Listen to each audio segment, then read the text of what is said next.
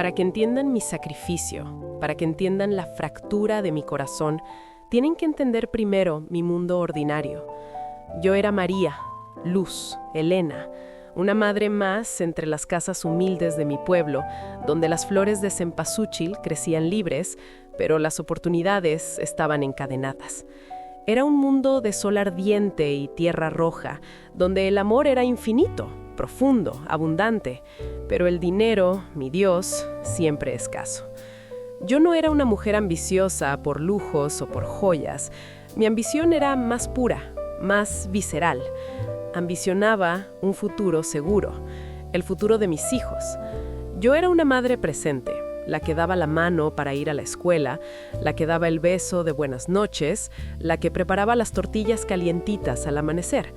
Pero la realidad era un espejo cruel que me devolvía la imagen de la carencia. No se trataba solo de pasar hambre, se trataba de la humillación diaria. La vergüenza de que mi hija tuviera que usar los zapatos remendados por tercera vez ante sus compañeros y yo no pudiera hacer nada. El miedo de encender la estufa de gas porque sabíamos que se acabaría pronto. La pobreza nos roba la dignidad antes de robarnos la comida. La escuela pública cayéndose a pedazos, los techos con goteras, la deuda creciendo como maleza, devorando nuestras esperanzas. La enfermedad de mi padre que no podía esperar por la caridad. El amor, por más grande que fuera, no pagaba la consulta médica ni la luz que cortaban cada mes, dejándonos en una oscuridad que reflejaba nuestra situación. Y entonces el llamado a la aventura llegó. No vino con trompetas ni con honores, me llegó como un susurro frío en la oscuridad de la noche, una verdad ineludible que me gritaba: aquí no eres suficiente para ellos. Recuerdo el momento exacto. No fue la falta de comida, fue mi hijo pequeño, Javier, preguntándome con esa inocencia que te atraviesa el alma: «Mamá, ¿por qué no podemos tener ese libro que la maestra pidió?» Y ver la cara de mi hijo, esa cara de entender, por primera vez, que éramos los que no tienen, fue un puñal que me desgarró el alma. O escuchar la noticia por teléfono de que mi prima, que se fue al norte, ya tiene una casa con agua corriente y mandó a operar a su madre. La voz de mi prima no era solo éxito, era la prueba viviente de que el sacrificio funciona. El llamado era claro. El sacrificio necesario, aunque fuera desgarrador, y mi corazón comenzó a romperse. Sentí el pavor de dejar a mi pequeño de 5 años, la agonía ineludible de la separación, los consejos de mi abuela sobre los peligros reales del desierto.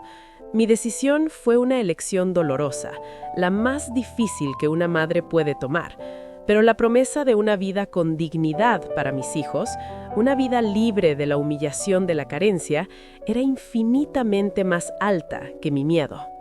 Acto 2. La cicatriz de la despedida y la travesía. Llegó el día, y el primer umbral que crucé, el más doloroso, no fue la frontera física, fue el umbral de la puerta de mi propia casa, dejando atrás mi vida. Ese último abrazo. Aún puedo sentir el peso de su cuerpo pequeño en mis brazos. El olor dulce y familiar de mi hijo se quedó grabado en mi memoria, como un tatuaje invisible que nunca se borraría. Y las palabras que dije fueron una oración de amor desesperado que se quedó flotando en el aire. No solo le dije: «Mamá, vuelve pronto, mi amor». Le di 3 promesas, tratando de tejer un futuro para él con mis palabras.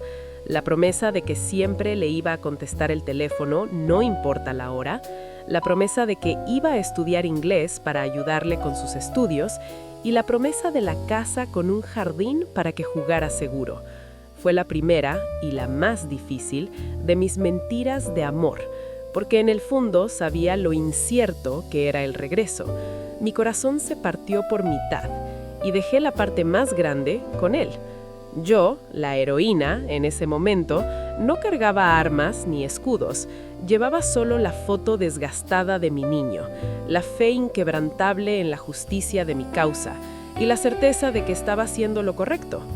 Mi mentor fue el Coyote, un hombre de ojos cansados que no me prometió sueños, sino solo el camino. El costo de ese viaje no era solo dinero, eran los 5,000, 8,000 o 10,000 dólares que nos endeudaban con prestamistas antes de dar el primer paso. Ese dinero es el peso inicial que cargas sobre la espalda, el compromiso ineludible, la razón por la que no puedes, bajo ninguna circunstancia, fallar.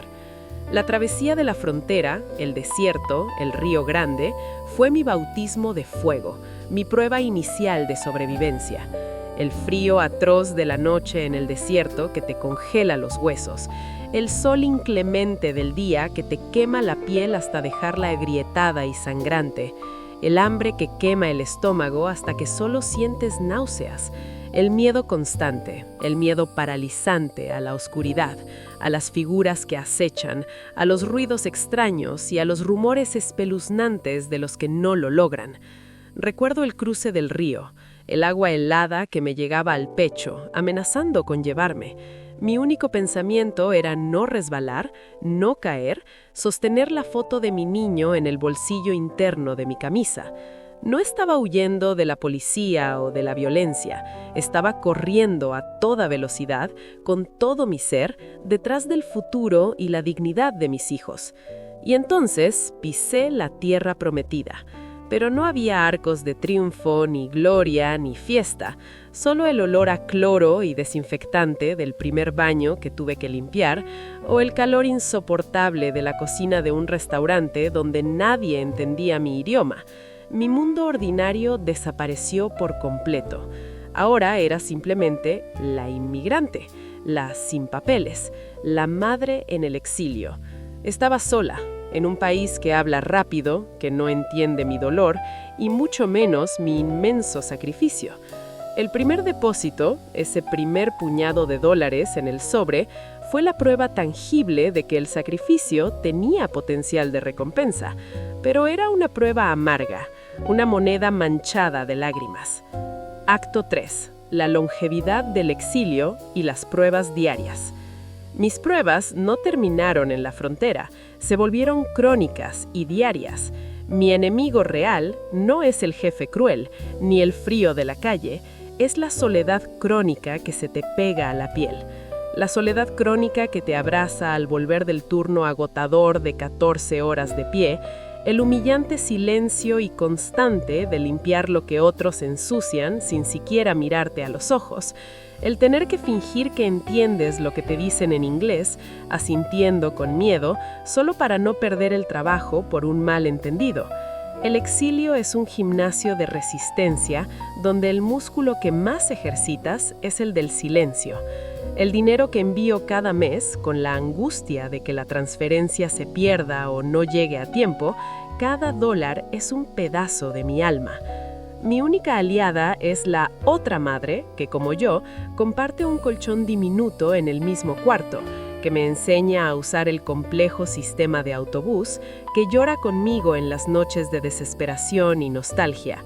Nos convertimos en una familia de almas perdidas, unidas por el mismo propósito, la misma agonía y el mismo juramento de amor. Mi ritual nocturno es la videollamada, la hora sagrada en que más siento la fractura de mi vida. Veo el rostro de mi hijo, que crece demasiado rápido en una pantalla borrosa y con mala conexión, su voz, que ya no suena tan pequeña ni tan dependiente, el primer corte de cabello que no vi, el primer diente que se cayó y no pude poner debajo de su almohada, perdiéndome la magia de esa noche, el primer festival de la escuela al que no fui, las medallas que ganó que tuve que celebrar sola y lo más doloroso, las preguntas de mi hijo sobre el papá que nunca conoció. Tener que explicarle a través de un teléfono que yo soy la madre, la proveedora y emocionalmente también el padre, todo en uno. Cada "te amo, mami" que recibo es un bálsamo y al mismo tiempo una flecha de culpa que me recuerda todo lo que perdí y que él también perdió. Pasaron los años. Uno se mezcla con el otro, la vida se convierte en una serie interminable de turnos. Me convertí en una máquina de trabajo, una leyenda de resistencia silenciosa. Aprendí a defenderme en el nuevo idioma con frases básicas, pero mi alma, mi corazón, mi memoria siguen hablando español y soñando con mi casa. Ahorro cada centavo, cada dólar, cada níquel que gano. Mi cuerpo me duele al despertar, los huesos me crujen, pero mi propósito es un fuego interior que me mantiene en pie. Estoy construyendo un futuro, ladrillo por ladrillo, a miles de kilómetros a la distancia, con la esperanza de que este puente sea sólido. Pero a veces me pregunto, ¿y si ese futuro se está construyendo sobre las ruinas de nuestra relación? Este es el dolor más profundo del exilio, vivir dos vidas, la de la proveedora fuerte aquí y la de la madre ausente allá, pero solo poder tocar y vivir realmente una de ellas, y el miedo constante de que cuando regrese, él ya no sepa quién soy. Acto 4. La crisis y la noche oscura del alma. Lo que llaman